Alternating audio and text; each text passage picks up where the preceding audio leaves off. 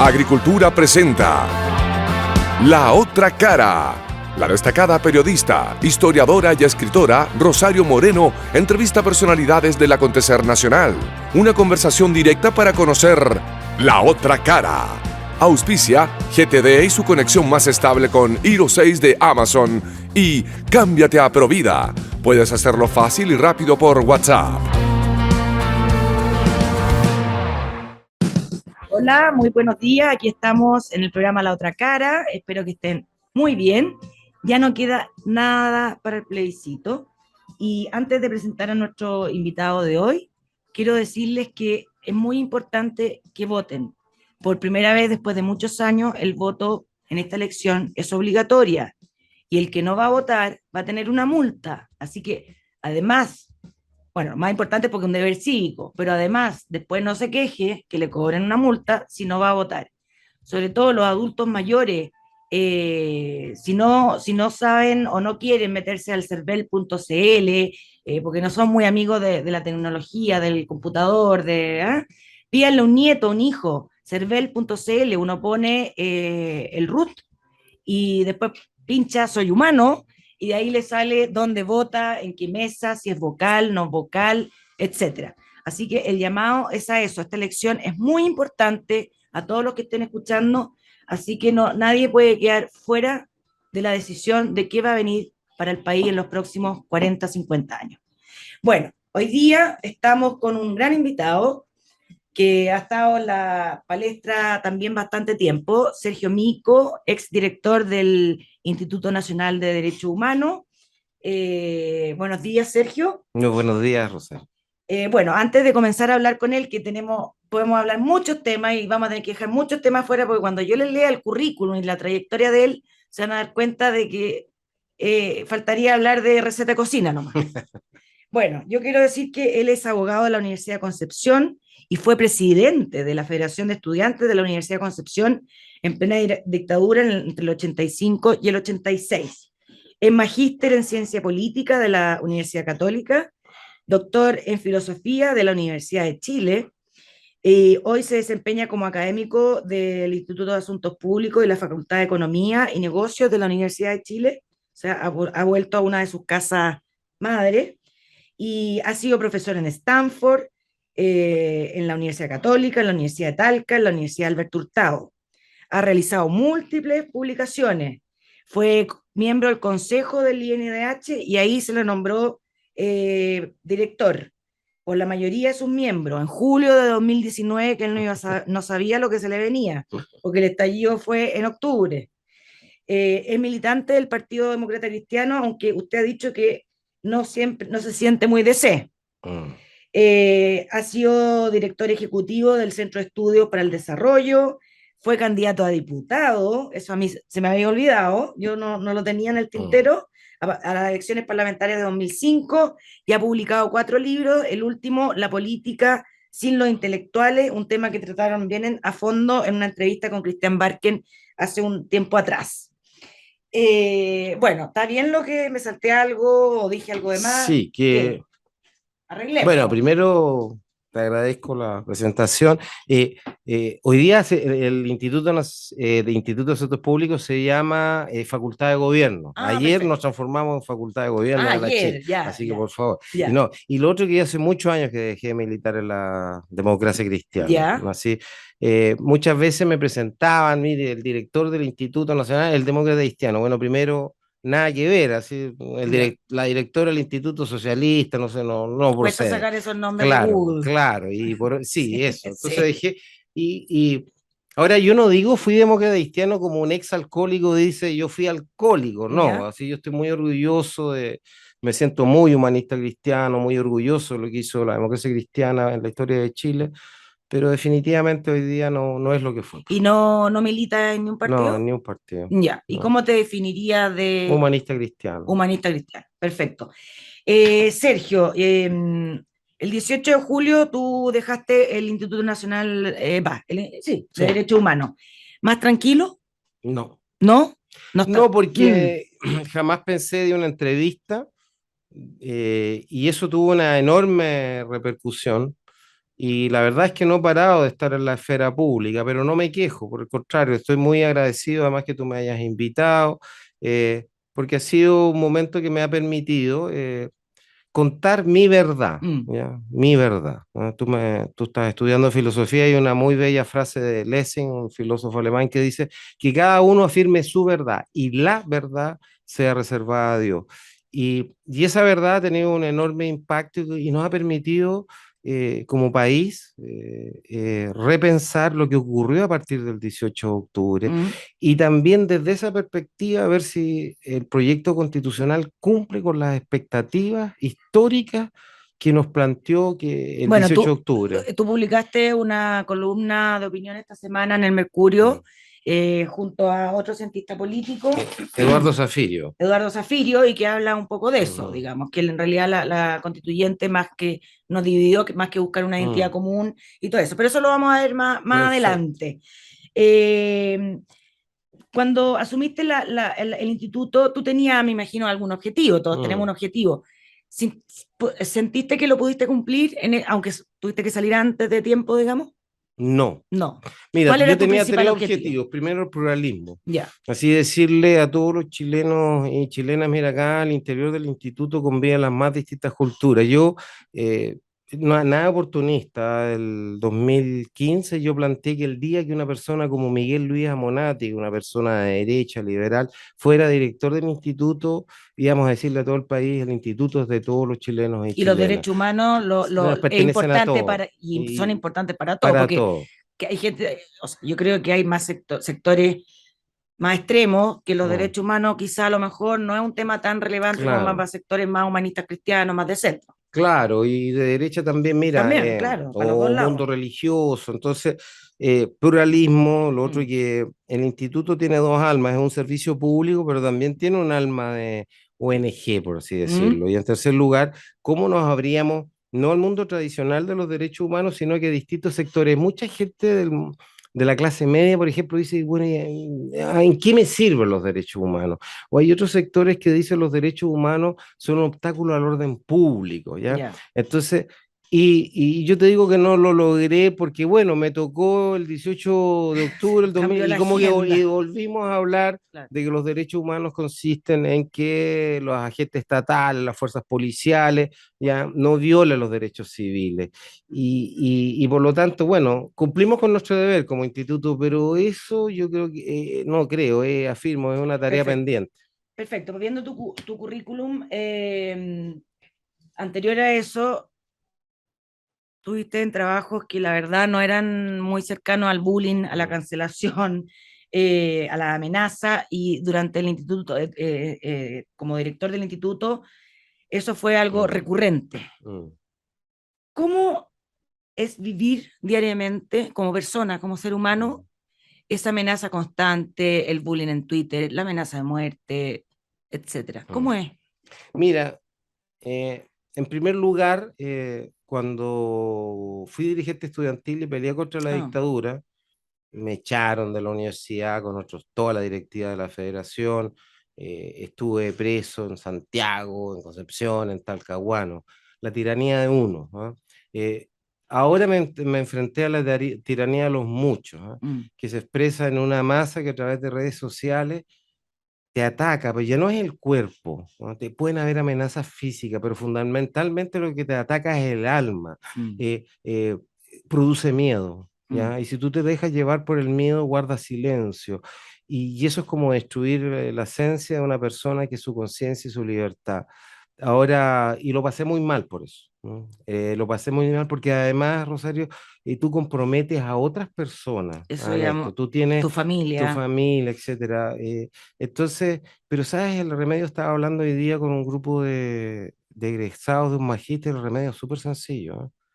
Hay que seguir hablando, punto, hay que atreverse y hacerse la pregunta, bueno, ¿qué es lo peor que me puede ocurrir? Y figurarlo y enfrentarlo. Y a mí, y con esto termino también, mira, cuando uno ejerce funciones públicas, es clave tener una profesión distinta a la política. Yo soy profesor asociado a la Universidad de Chile. Si al final no tenía la fuerza para mantenerme, mi cambio iba a consistir que en vez de de bajarme en el metro Salvador, me iba a volver a cambiar el metro Santa Lucía. En el metro Salvador está la línea H, en el metro Santa Lucía está la actual facultad de gobierno. Y eso también te da mucha fuerza, porque hay que enfrentar la cultura de la cancelación, que es un cáncer de nuestra democracia. Exactamente, sí, claro, como tú dices, en el tiempo que fuiste dirigente estudiantil no habían redes sociales. No. Y las redes sociales son tremendas. Son tremendas, sí, es un cáncer para la democracia, creo yo. Así es. Pero tú recibiste muchas amenazas, pero ¿hay alguna que se haya hecho efectiva y que no quisiste contar en la opinión pública por no crear expectación y que más revuelo y todo? Mira, con respecto de las amenazas de todo tipo, yo salvo en un momento inicial, presionado por funcionarios del instituto, que se los agradezco, presenté una querella por amenazas, pero después de eso yo más bien asumí una cosa, Rosario, que es, ¿por qué habría yo de tener una protección que no tienen miles, decenas? Cuando fui a Arauco y a Mayeco, el general de la macrozona de Carabineros dijo: el director del instituto tiene que ir con custodia policial. Y aparte que ponía en una situación incómoda al carabinero, el grupo carabinero, ya... yo me hice esa pregunta, si la señora Francia, la señora Eneldina, la señora María, no se pueden circular libremente por esos territorios, ¿por qué yo habría de tener protección policial? ¿Ya? Y creo que fue una buena decisión, porque nuevamente volvemos a lo mismo, ¿ya? Si tú andas con una persona que te anda custodiando, etcétera, bueno, el mío te embarga, y pasas a ser un ciudadano de otra segunda categoría. Clase, claro. Pero de segunda clase también, de superclase. Porque yo te insisto, porque en Arauco y en Mayeco hay gente que lo está pasando muy mal, o para qué te cuento la gente que fue víctima de violación a los derechos humanos. No, pero digo, el que no puede dar la opinión, el que se cancela, pasa a ser por de supuesto. segunda etapa. Pero, a ver, ¿alguna vez pensaste que te podían matar? No quise pensar en eso. No quise, vi los rayados, escuché los gritos, las amenazas. Pero una cosa es no querer pensar en eso, pero a uno se le cruza por la mente, perdón, que si a uno le mandan por un DM, un mensaje privado o algo, te vamos a matar, no sé qué, no me puede decir, ay, es que yo prefiero no pensar en eso. No, es que uno piensa en eso. Y la señora, yo creo que se encarga de decirlo, es que Sergio, pucha, te pueden matar, o el hijo, o el nieto, no sé qué. No creo que nadie te lo haya dicho. Es que, ¿sabes, Rosario, lo complicado de esto? Que se lo dije a Christian Banqui, que es que uno de repente, porque esto es como que yo me empiece a hablar de la víctima, Sergio México. No, si oye, no, la gente lo ha pasado muy mal en este país. Es que no es de víctima, es de que no es de víctima, pero no es normal tener un cargo en un organismo público y que a uno lo amenacen o que lo estén esperando para cogotearlo llegando a la casa. Claro, pero ahí también, mira, bueno, por lo pronto me tocó dirigir el instituto en un momento dramático. Sí, dramático que se puede transformar en tragedia. Por eso te pregunto. Pero sí, pero ahí también yo entiendo que está dentro del perfil del cargo de director o directora del INDH el que te pueden matar. Enfrentarte a situaciones límites. Sí, hay muchos defensores y defensoras de derechos humanos en el mundo que han sido objeto de agresiones, de ataques, incluso de asesinatos. Entonces, porque un instituto de derechos humanos se tiene que enfrentar en momentos críticos a agentes estatales que están violando los derechos humanos. Entonces, tú tienes que saber que estás corriendo ese riesgo. Ahora, esto obviamente se agravó con el nivel de violencia, polarización que ocurrió en Chile el 18 de octubre. Pero cuando andamos con Yamil Musa, ¿no?, cruzando los campos de Mayeco a medianoche, bueno, teníamos que hacerlo, ¿no? O cuando íbamos con Carlos Veley, disculpa, estoy mencionando gente, porque también esto es un poquito injusto, a mí corría, no, si acá un tremendo equipo. Carlos Veley, íbamos a meternos en las celdas en Puente Alto, cuando no sabíamos cómo iba a reventar ahí la pandemia. Bueno, o saliendo a la calle. Si tú no estás disponible a eso... ¿A qué? ¿Qué es eso? Eso, amenazas de física, psicológica y eventualmente, claro, la muerte. Sí, la muerte. O sea, es un logro que yo esté entrevistándote en este minuto acá, porque podría haber pasado eso. No era descartable. No, es que lo digo por lo serio que estuvimos. No era descartable, te voy a contar, y ahí, bueno, en fin, ahí yo creo que la clave es no pensar en eso y confiar además en los rezos de la gente que te quiere. Mis viejos me decían, pucha, parece, porque lo estaba pasando tan mal, me decían, parece que no nos está escuchando Dios. Le decía, no, si es todo lo contrario, porque si no lo estuviera escuchando ya estaría muerto. Y se reían. Bueno, en fin, pero te insisto. ¿Tuviste cerca de la muerte? No, ¿No? no. Ya, no, todo esto no lo pregunto de Crónica Roja, sino que porque quiero llegar a la democracia, de cómo todo esto hace que la democracia deje de ser deliberativa, como dice Habermas, que tú lo citaste en la columna de esta semana, si hay plaza pública en Chile o no, etcétera. Entonces, si a uno no lo dejan expresar, y tú mismo lo dijiste cuando saliste del INDH, que volviste a recuperar tu libertad de expresión. Así es. Me imagino que era porque no podías hablar antes, ¿no? En ese sentido, o por amenazas. No, es que lo que pasa es que esto es muy importante, Rosario, el instituto es dirigido por 11 personas que piensan distinto, que tienen distintas procedencias, incluso de quién los elige. Y el director ejecutivo simplemente ejecuta las decisiones del consejo y su deber, al hablar en público, es ser vocero de lo que ha acordado el consejo. Entonces, hay muchas cosas que yo no podía decir porque no había unanimidad en el consejo, además porque tenemos una norma que es que las declaraciones públicas deben ser acordadas por unanimidad, que yo creo que es una norma demasiado exigente, sí, claro. Poner de acuerdo a 11. Claro, o que pensamos distinto, como te decía, pero entonces, por lo tanto, cuando dije recuperé mi libertad de expresión, me refería a eso, ¿ya? Ahora yo puedo, como un consejero más, decir cómo viví el 18 de octubre, lo que pienso y cómo veo el futuro del país. Como director yo estaba obligado muchas veces a guardar silencio. Perfecto. ¿Y hay algo que en eso estaba obligado a guardar silencio que lo quisieras decir ahora? Bueno, mira... Que no hayas dicho antes, digamos, en nuestra entrevista. Bueno, yo te digo, lo que más impacto ha tenido y me sorprendió es que he puesto mucho hincapié en que pudimos haber perdido la democracia, ¿ya? Que hubo un momento que era tan el nivel de violencia, de polarización en nuestro país, de descrédito de nuestras instituciones, que se nos puede haber ido a la República de las manos.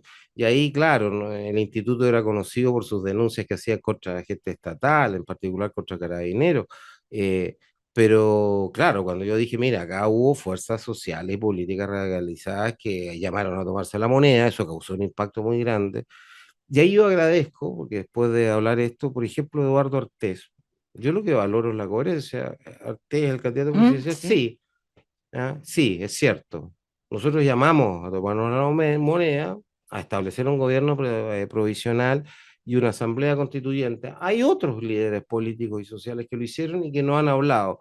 Mal, porque una de las cosas del nunca más es que nunca más podemos volver a vivir los niveles de violencia que vivimos el 18 de octubre, las violaciones a los derechos humanos, y este llamado a echar abajo nuestras instituciones políticas democráticas, porque, atención, la democracia tiene mecanismos para enfrentar situaciones excepcionales, por ejemplo, estado de excepción constitucional, ¿ya?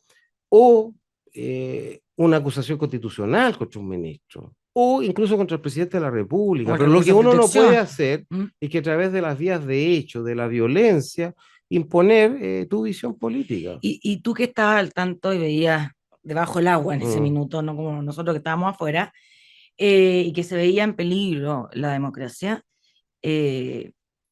¿lo hiciste ver en La Moneda, por ejemplo? ¿O alguna autoridad del Ejecutivo en el sentido de, ojo, esto está de gris para negro? Ese era un debate que teníamos dentro del Consejo del Instituto. Fui muy criticado y hice denuncias muy fuertes también contra la violencia particular, la violencia política, social. Pero la verdad es que, claro, las conversaciones en La Moneda giraban en torno, mire, esto está ocurriendo en materia de violación de los derechos humanos y estas son las medidas que hay que tomar. Perfecto. Eso es lo que hablamos con el presidente, con el ministro de Justicia. ¿te dio la sensación de que en La Moneda lo tenían claro? Así, bueno, la presidenta de la UDI dijo que hubo un momento que el gobierno se pudo haber caído. Sí. Así, pero tú lo viste, lo sentiste, lo respiraste, lo viste en La Moneda. Es que nosotros como instituto estábamos en Plaza Baquedano, nosotros éramos observadores, entonces tú veías el nivel de enfrentamiento. Bueno, yo no estoy diciendo nada que no sepan los chilenos, no, por eso está bien.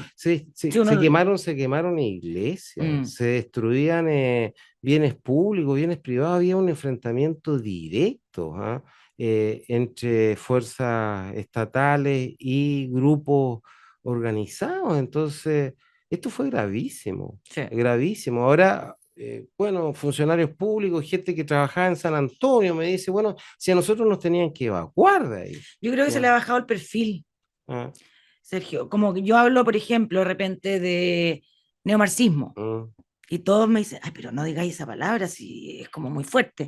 Bueno, perdón, pero es que yo veo que el neomarxismo existe. Claro. O sea, lo tengo que decir. O extrema derecha, o no sé qué. Y como que la gente no quiere, es como, creo que la gente está tan light en general, que como que no quiere hacerse cargo de, ay, no, si no estamos tan mal. Ay, si no es tan grave, no seas exagerada. Yo creo que un poco... hay mucha gente anestesiada. Estoy muy loca, no sé, pero yo veo un poco eso. Como que no... Mira, yo estoy completamente de acuerdo contigo en tu diagnóstico.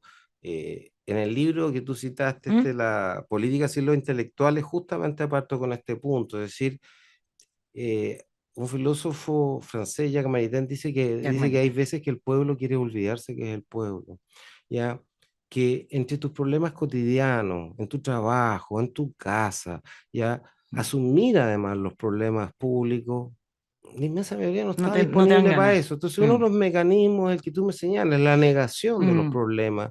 Hay otros el fatalismo, ¿no? Yo soy uno, con mi voto no puedo hacer nada, ni siquiera voy a votar. Pucha, qué importante lo que acabas de partir diciendo, que todo el mundo vaya a votar, que la tercera edad vaya a votar, pero la mitad de la población chilena no va a votar. No va a votar, entonces sientes lejana la política. La política no me soluciona mis problemas.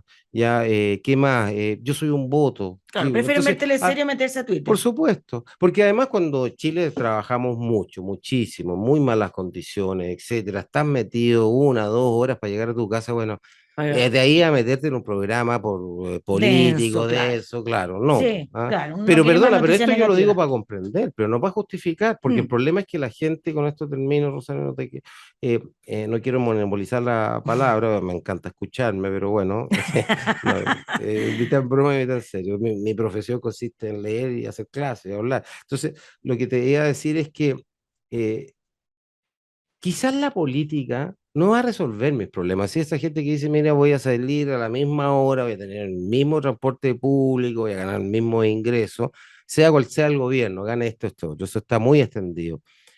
Pero la invitación que yo hago a pensar, claro, quizás la política, cosa no creo, pero ya pongamos ese supuesto, la política no puede hacer nada por mejorar mi vida, pero por Dios, ¿qué puede hacer para empeorar tu vida? Claro. Así políticos y políticas corruptas, o completamente incompetentes, o que te llevan a un enfrentamiento, bueno, que le hacen daño a un país. Sí. Entonces, hay que despertar. Claro. Sí, tenemos que ir a la primera pausa comercial. Aquí estamos en La Otra Cara con Sergio Mico, académico, doctor en filosofía y ex director del INDH. En Agricultura estamos presentando La Otra Cara con Rosario Moreno.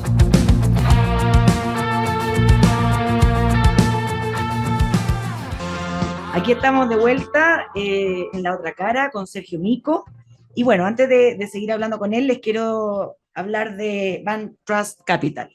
¿Buscas las mejores alternativas de inversión? Encuéntralas en Van Trust Capital, donde obtendrás un equilibrio entre agilidad, seguridad y altos estándares de probidad. Infórmate en vantrustcapital.cl. ¿Sabías que ahora puedes ahorrar directo en tu Provida app? Abrir tu cuenta de ahorro voluntario o cuenta 2 y abonar o girar plata si lo necesitas. Descárgala ya. Sergio, ahora ahora yendo a la Constitución, a la propuesta constituyente. Tú has hablado en prensa y también en la entrevista de Cristian Barkin, que también se la recomiendo, porque está muy buena y es más larga que esta, que dices, para ti no es baladí que este escrito no aparezca en los deberes. Es una propuesta constitucional, esa cultura que promueve que todos los habitantes de Chile reclamemos por nuestros derechos individuales. ¿Qué es lo peligroso de que una constitución no tenga deberes? Porque no los tiene. No, sí. Para una democracia liberal occidental moderna, claro, que es la nuestra, digamos. Mira, los derechos humanos son incondicionales en el sentido de que tú podrás ser el más malo de los seres humanos y estás en la cárcel condenado a pena perpetua, pero nadie tiene derecho a torturarte, por ejemplo.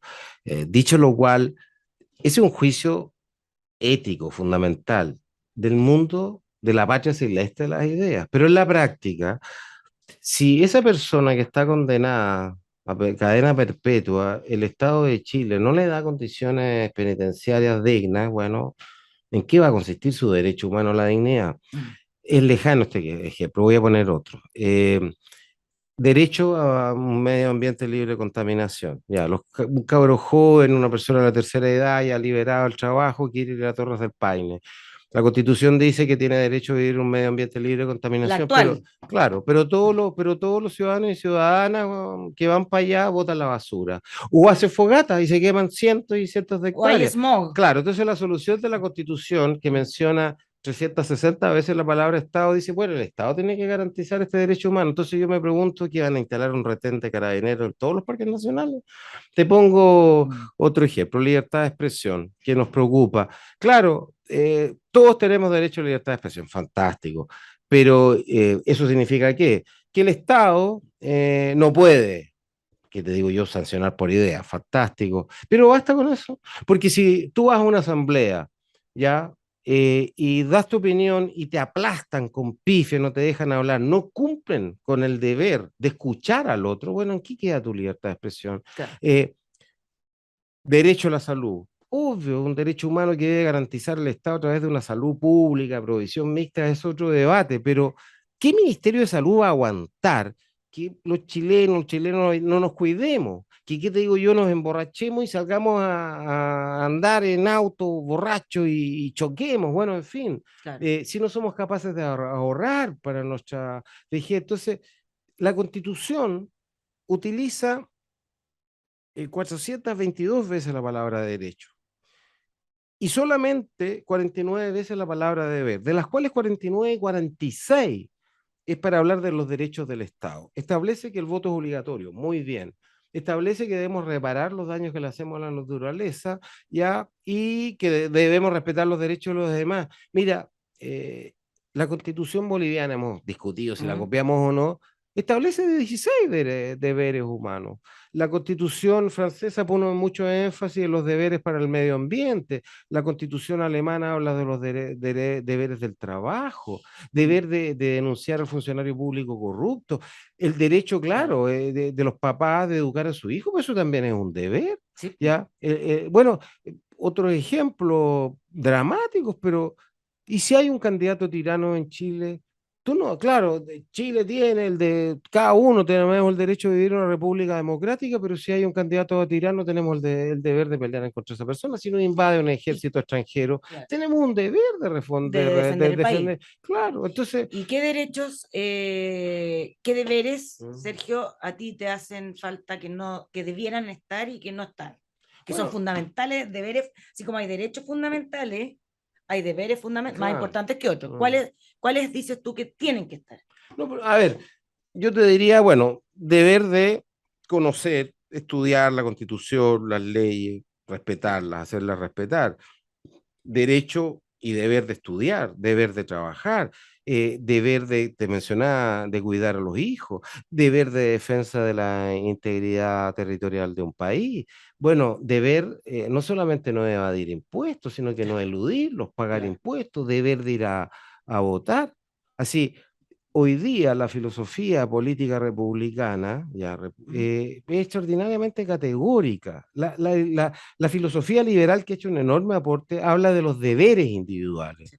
Pero la filosofía conservadora pone el acento en los deberes y responsabilidad, y me parece muy bien. Y la republicana en los deberes cívicos, ¿ya? Y los comunitarios tratamos de hacer una síntesis entre derechos y deberes, pero yo te digo que el problema de este proyecto constitucional que tiene un tremendo decálogo de derechos, pero con una cultura individualista, ese decálogo de derechos no se va a poder cumplir. No y funciona. Estamos generando una frustración que puede ser nuevamente dramática para nuestra democracia, porque muchos van a decir, oye, pero a mí me prometieron todos estos derechos y bueno, no se están cumpliendo. Yo te digo el ejemplo clásico, no se pagan impuestos.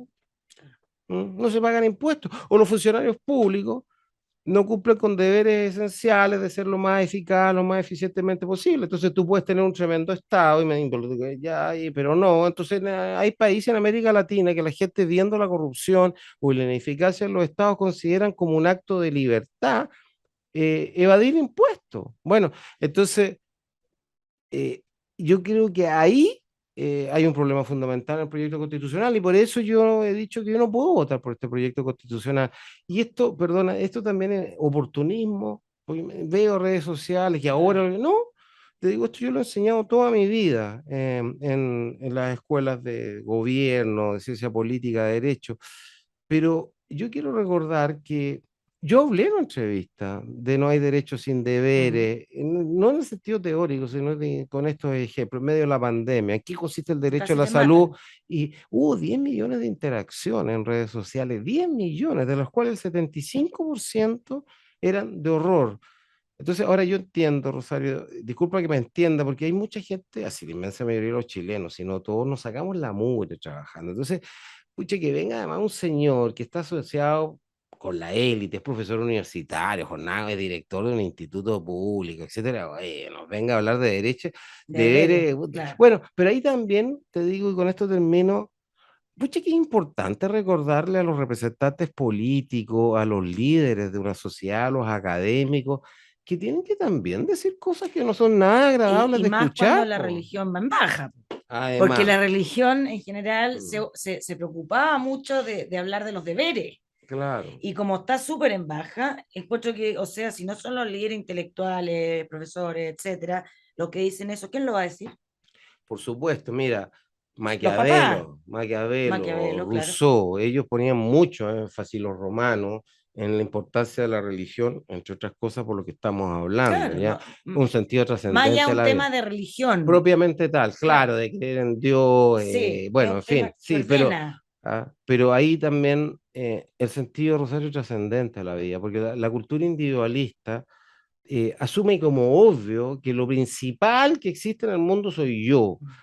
En un sentido trascendente de la vida es creer que hay cosas que son externas a ti, Rosario, y que son superiores a ti, a tal punto que tú puedes ofrendar tu vida por eso. Entonces, el país, por ejemplo, la patria. Antes era la patria, la revolución, bueno, Dios, la religión, claro. Y eso, claro, decayó mucho, pero yo siempre pongo el mismo ejemplo. A los auditores de Radio de Cultura, ¿están dispuestos a no morir por sus hijos e hijas? Y la inmensa mayoría te va a decir que sí, ahí está. Ahí está. Y eso lo promovían las religiones, pero con la crisis, particularmente el catolicismo, bueno, lo que tú dices, eso también es parte de la crisis cultural. Exacto. De este país. O sea, ¿quién toma ese vacío? ¿Quién toma esa tarea? Bueno, claro, yo digo, entre otros, la gente, un profesor de una universidad pública, se le paga para estudiar, leer y para decirle la verdad al poder, porque si no lo hacemos nosotros, ¿quién? Bueno, en eso también lo tengo más adelante la pregunta, pero la vamos a adelantar. Aquí han venido también intelectuales como la Lucía Santa Cruz, profesores, la Ángela Vivanco, vocera de la Corte Suprema, en que yo les pregunté, porque a mí me hace ruido de que siento que en todo este proceso de la Convención Constituyente, plebiscito, la universidad ha metido un poco la cabeza debajo de la tierra. ¿Ah? No se han involucrado lo que yo creo que se debieran haber involucrado, porque las universidades son los grandes referentes intelectuales de un país. Eso. No sé si tú estás de acuerdo, y en ese caso la Lucía Santa Cruz y Ángela Bianco me decían, sí, estoy de acuerdo, y yo me sentí súper sola en este trabajo. Y la Lucía Santa Cruz también dice, porque además mujer, me he sentido súper sola en este trabajo. Entonces, ¿qué qué ha pasado? ¿Qué es egoísmo de no sacar ese conocimiento a la calle en estos momentos tan cruciales por parte de gente que, como tú, como muchos son un tremendo aporte en momentos en que la gente está perdida? Porque hay muchos chilenos perdidos, que no sabe bien para dónde va la cosa, qué quiere, de dónde viene. Yo creo que también hay mucho de eso. Bueno, Rosario, yo te agradezco cualquier cantidad de los reconocimientos que me estás haciendo. Pero es que es verdad. Es que yo creo que acá se trata de cumplir con el deber nomás. Porque pero es que mira, no se está cumpliendo el deber, pues. Norberto Bobbio, que es un tremendo filósofo italiano, él, ante tu inquietud, dice, mire, acá hay dos clases de intelectuales que son un desastre, no lo dice así, lo digo yo, pero están los desertores y los traidores. Entonces tú estás describiendo a los desertores, es decir, cuando hay una guerra, hay una batalla que es fundamental para el futuro del país, el desertor es la persona que debiera, intelectualmente hablando, poner racionalidad, decir, mire, esta cuestión en el mundo funciona, esta cuestión no funciona, esto es filosófica o teóricamente antidemocrático, es malo o es bueno. Y hay muchos, la inmensa mayoría que no se meten, porque primero son ciudadanos que están agobiados, bueno, lo que conversamos, son ciudadanos, y los incentivos muchas veces, así, no muchas veces, las universidades hoy día están en hacer estudios súper especializados, que la publicación en tal revista, tal fondo concursable, etcétera, entonces no es bien visto meterse, entrar a la esfera pública.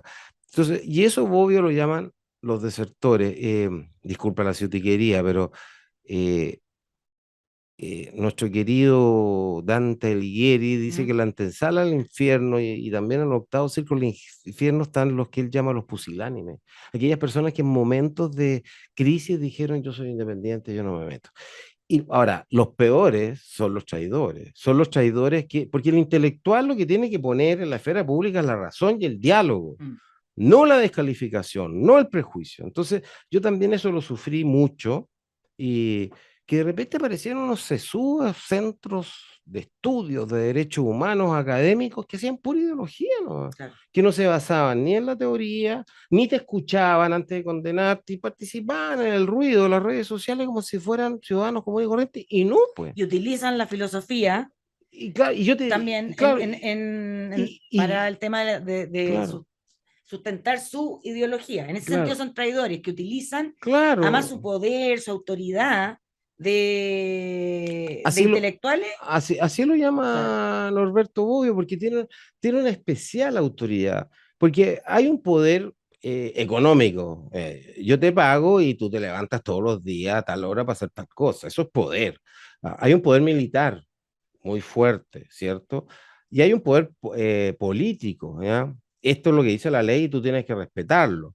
Pero hay un poder ideológico, que es justamente el de las ideas, la autoridad, no, un profesor o profesora universitaria. Entonces, cuando habla un profesor o una profesora a la sociedad universitaria particularmente, le da, no, hay que escucharlo. Claro. Pero eso no es un privilegio, eso es un deber. ¿Ya? Particularmente cuando tú le estás hablando a tus alumnos y alumnas. Sergio, y en este caso, en esta estallido social, juguémonosla, para ti, ¿qué intelectuales debieron haber estado en la discusión y no estuvieron? ¿O qué intelectuales estuvieron en la discusión utilizándola ideológicamente? Tú dices nombre, eso no te lo voy a dar, pero... ¿Por qué? Que no, nomás, pero mira, yo invitaría acá también que cada ciudadano sea como un periodista crítico que se meta a las redes sociales y que vea los pronunciamientos, en fin, de intelectuales a nivel individual o en institutos, fundaciones, bueno, en universidades. Así entonces, que eso, pero perdona, pero sí te quiero decir que yo creo que en general faltó en su inmensa mayoría en la esfera pública las universidades. Y por otra parte, algunos grupos altamente ideologizados que contribuyeron a la polarización. Esta otra cosa bien importante, mira, en sociedades que están todas las cosas bien y nadie pelea con nadie, el riesgo que esas sociedades corren es dormirse los laureles, no ver los problemas, etc. Y en ese momento el intelectual tiene que ser un tábano que hace despertar a la sociedad. Pero, Rosario, cuando los pueblos están completamente divididos y se amenaza con destruir la nación, la patria, ya la democracia, los intelectuales tienen que jugar otro rol, que es entrar en la esfera pública y a través de la razón y el diálogo decir, ¿sabes qué? Tú lo que estás diciendo hay algo de verdadero, porque si se van a hacer caja de resonancia de lo que están diciendo los ciudadanos, ciudadanas más polarizados, entonces mejor que se queden callados. O sea, podemos decir que hubo bastante cobardía de muchos. Por una parte, yo te digo, por otra, muchos se metieron a hacer cámaras de eco de lo peor que estaba en las redes sociales, ¿ya? Y ya hay que atreverse a no estar a la moda. Bueno, entonces tiene que venir un mea culpa bien grande, una constitución interna de las universidades de ver en qué han fallado, porque yo siento que fallaron mucho. Sí, a mí me decepcionaron. De hecho, universidades en las que yo he estado. Sí. Así que tampoco las voy a nombrar. Ahora, en positivo, por ejemplo, la Universidad de Chile, la Católica, hizo un tremendo proceso de más de 100.000 personas que participaron en Conversemos Chile, ¿eh? Por ejemplo, ahí tuviste un tremendo esfuerzo que demostró un año antes lo que la gente no quería que hiciera la convención. Lo que querían era conversemos, pongámonos de acuerdo. Bueno, ahí yo, por otra parte, para no quedarnos solamente en la cosa crítica. Después la UCE se quedó bastante flojita. Bueno, pero bueno, esa afirmación ya vamos pelando. Bueno, se está pasando muy rápido esto, tenemos que ir a la segunda pausa comercial. Estamos aquí en La Otra Cara, hablando con Sergio Mico, y ya volvemos. En Agricultura estamos presentando La Otra Cara con Rosario Moreno.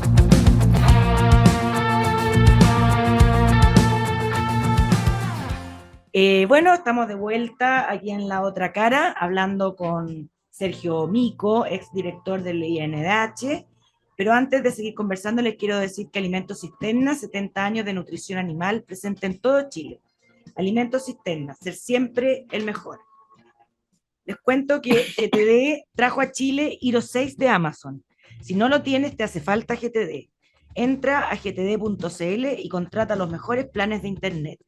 GTD, tecnología para simplificar tu vida. Sergio, en este tercer y último bloque me interesa mucho hablar, que creo que me ha llamado la atención que no se ha expandido a los medios y lo ha visto el tema, la tercera nomás, que es el tema de que ustedes, antes de terminar tu mandato, un mes y medio antes, ya tenían resultados de el programa de fortalecimiento de las oficinas regionales del INDH en el Biobío, la Araucanía y los ríos. Para los auditores que no saben, les cuento que antes de un mes y medio de salir Sergio Mico del Instituto de Derechos Humanos, funcionó este programa, y cuando él renunció, el Instituto dio de baja inmediatamente el programa. ¿Y qué buscaba este programa? Para que la gente que no sabe, identificar las posibles vulneraciones de derechos humanos entre quienes son víctimas de la violencia rural que se vive en el territorio donde de la macro zona sur. Entonces, la pregunta, Sergio, ¿por qué se decidió realizar este inédito programa, que lo partiste tú? Porque siempre se ha dicho que los derechos humanos, o sea, el INDH debe proteger los derechos humanos de los civiles frente a agentes del Estado. ¿Qué llevó al INDH a hacer un programa para proteger a gente el actuar de grupos terroristas, anarquistas, etcétera? Bueno, mira, primero una precisión. El coordinador del programa fue desvinculado, ¿ya?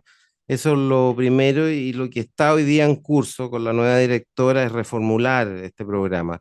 Dicho lo cual, más allá de la cuestión puntual, yo te diría que esta ha sido una pelea muy fuerte. Cuando yo te decía un poco abrirse a otros mundos, como es justamente que hay una concepción bastante conservadora de entender que los derechos humanos se violan sola y exclusivamente por agentes estatales, ¿ya? Si un carabinero ataca a una persona, ¿ya? Ahí entra el instituto. Pero si una persona común y corriente, un delincuente, ataca al instituto, debiera meterse, se mete la fiscalía. Ahora, si tú atacas a un carabinero, es un delito grave, ¿no? Maltrato de obra a carabinero, muy fuertemente sancionado. Pero en la concepción tradicional de los derechos humanos, como te digo, el tema es cuando un agente estatal te ataca. Ahora, ese es un planteamiento que cuando hoy día ya está cayendo, está siendo cuestionado empresas de derechos humanos, así, derecho al trabajo, condiciones laborales, de salud, bueno, se juegan muchísimo dentro de la empresa. El problema en el norte de México no es un Estado opresor, el problema es que no hay Estado, lo mismo en sectores de Colombia, y es lo que creo yo que ocurre, no creo, sino que lo afirmo en vastos territorios de la macrozona sur.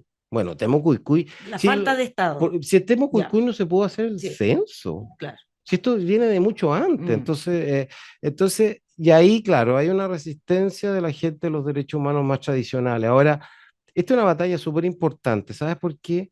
Porque cuando yo iba a Arauco, a Mayeco, estaba en la casa de los Luxic en Macay, esto fue público, así que puedo decirlo, o con las viudas de carabineros asesinados, o de obreros forestales asesinados. Em, la primera pregunta era, ¿y usted qué viene a hacer acá a mi casa?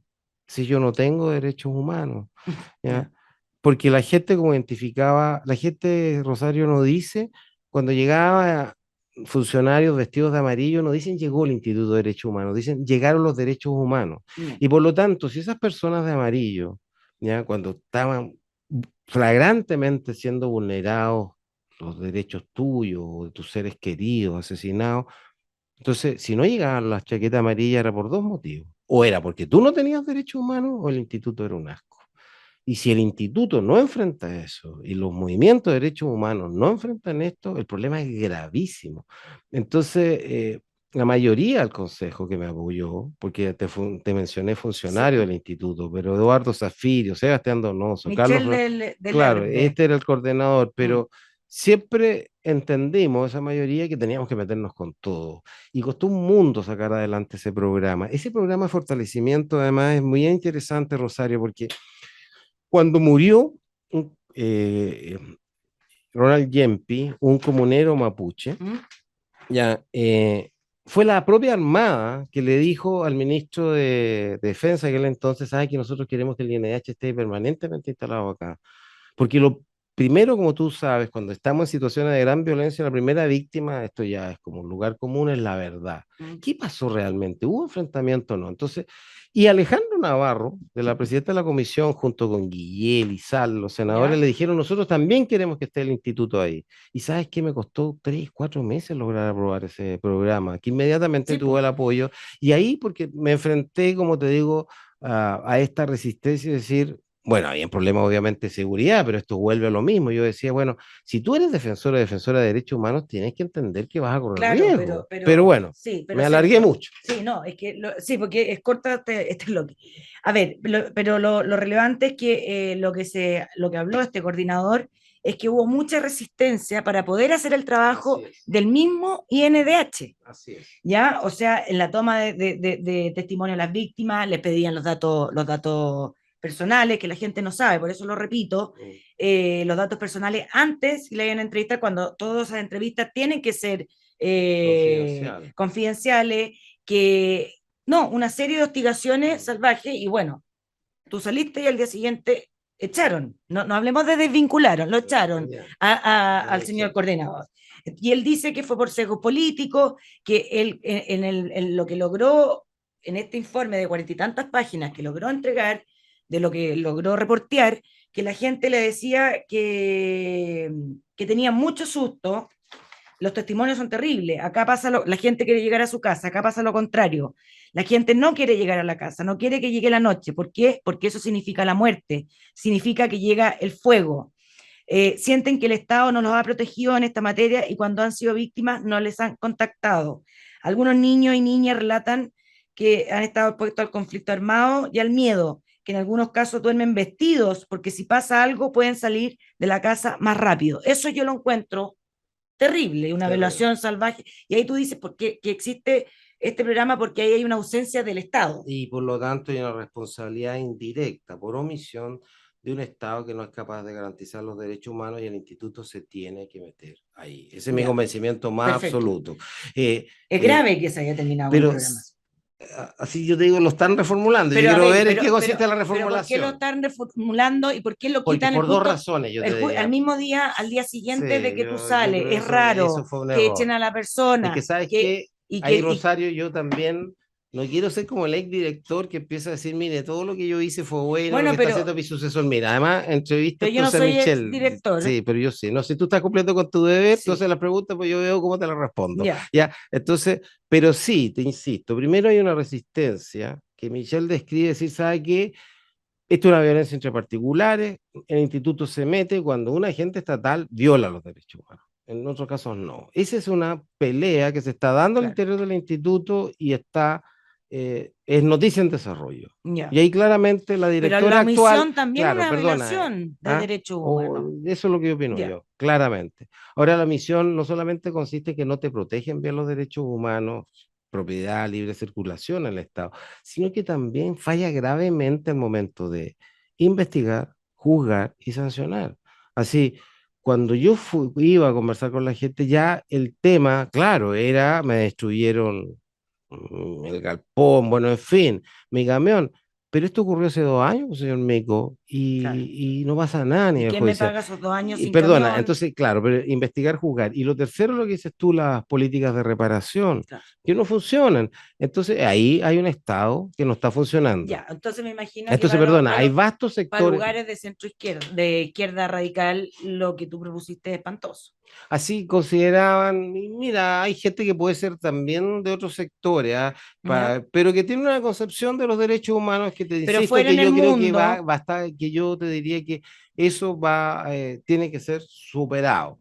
De hecho, el proyecto constitucional actual habla de omisión del Estado. Entonces yo ahí tengo una pequeña esperanza que el mundo más tradicional de los derechos humanos se va a abrir, porque te insisto, porque si no se abre, vastos sectores de los habitantes de Chile van a decir, o la institucionalidad de derechos humanos no sirve para nada, o yo no tengo derechos humanos. Exactamente. Y afuera, por lo que estuve viendo, los países en general desarrollados tienen institutos con otros nombres y todo, pero que velan por cumplir los derechos humanos, pero no solo por temas de agentes del Estado. No sé si tú lo viste eso, si fuiste a otro país. Estamos atrasados en ese sentido, creo yo. En política. A mí me carga viajar, así que no, ya, bueno, pero leer entonces. Pero también es motivo mucho privilegio de repente, ¿eh? Entonces, y eso la gente que lo ve, y hay veces que no es tan necesario, sobre todo en estos tiempos, pero más allá de eso, sí, pues yo te diría que, te mencioné, empresas de derechos humanos, trata de personas, cuando se viene abajo el Estado, en materias de terrorismo, narcotráfico. Entonces, claramente hoy día, ¿dónde está más violentada la dignidad de la persona humana? Es por agentes del Estado. Ahora, lo que pasa sí que hay una racionalidad, porque las sociedades construyen el Estado para que te defienda, el Estado te promueve tus derechos humanos, entonces es muy sancionable que ese mismo Estado te los viole. Exacto. Pero ahí, atención también, a propósito, me están mirando, pero muy feo, muy feo, pero entonces, pero para terminar, ¿podemos decir que en materia de derechos humanos estamos atrasados en Chile? Sí, en esta materia, claramente. Ya. Sí. Perfecto, o sea, estamos en un deber. Sí, no, estamos muy lejos. Y claro, lo que pasó con Michelle Delherbe no es bueno. Perfecto, perfecto. Bueno, pucha, una lástima, pero ya están, pero así haciendo. Un gusto de tener a Sergio Mico aquí en la otra cara. Y bueno, gracias por venir y nos vemos el próximo domingo, que ya no va a quedar nada para el plebiscito. Sí. Estudien, infórmense, léanse la propuesta. No es entretenida, pero bueno, hay que leerla y para entender bien y votar informadamente. Que estén muy bien. En Agricultura fue La Otra Cara con Rosario Moreno. Auspicia GTD y su conexión más estable con Hero 6 de Amazon. Y descarga Provida App y revisa tus ahorros de manera fácil y transparente. Producción Doris Mora.